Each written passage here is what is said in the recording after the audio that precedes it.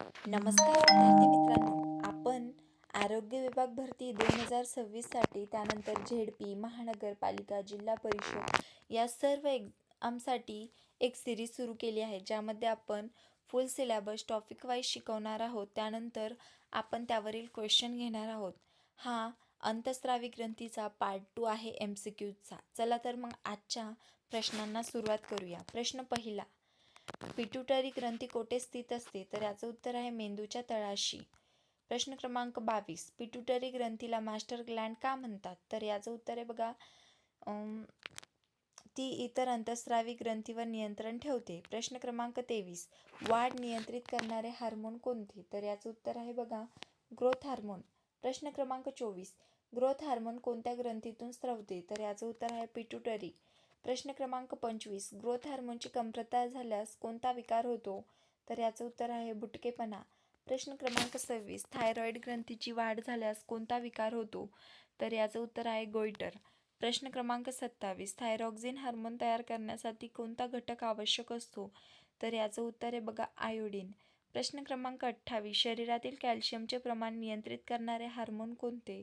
तर याचं उत्तर आहे पॅराथार्मोन. प्रश्न क्रमांक 29, स्वादुपिंड पॅनक्रियास कोणत्या प्रकारची ग्रंथी आहे? तर याचं उत्तर आहे दोन्ही, अंतस्रावी व बहिर्स्रावी. प्रश्न क्रमांक 30, ग्लुकागॉनचे मुख्य कार्य काय आहे? तर याचं उत्तर आहे बघा, रक्तातील साखर वाढवणे. प्रश्न क्रमांक 31, ॲड्रेनल ग्रंथींचे हार्मोन कोणते? तर याचं उत्तर आहे ॲड्रेनालिन. प्रश्न क्रमांक 32, मेलाटोनिन हार्मोन कोणत्या ग्रंथीतून स्रावते? तर याचं उत्तर आहे पिनियल. प्रश्न क्रमांक 33, शरीरातील जैविक घड्याळ नियंत्रित करणारे हार्मोन कोणते? तर याचं उत्तर आहे मेलाटोनिन. प्रश्न क्रमांक 34, थायमस ग्रंथी मुख्यतः कोणत्या वयात सक्रिय असते? तर याचं उत्तर आहे बाल्यावस्थेत. प्रश्न क्रमांक 35, थायमस ग्रंथी कोणत्या प्रणालीशी संबंधित आहे? तर याचं उत्तर आहे बघा बी, प्रतिकारक शक्ती प्रणाली. प्रश्न क्रमांक 36, अंतस्रावी प्रणालीचे मुख्य कार्य काय आहे?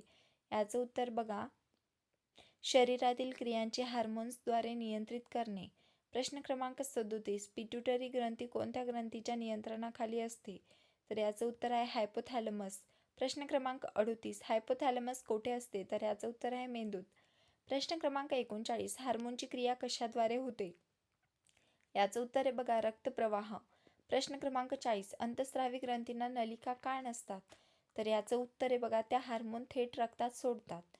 व्हिडिओ आवडल्यास लाईक करा, शेअर करा अँड सबस्क्राईब करा आणि व्हिडिओ कसा वाटला ते कमेंट करून कळवा. त्यानंतर PDF हवी असेल तरीसुद्धा कमेंट करा.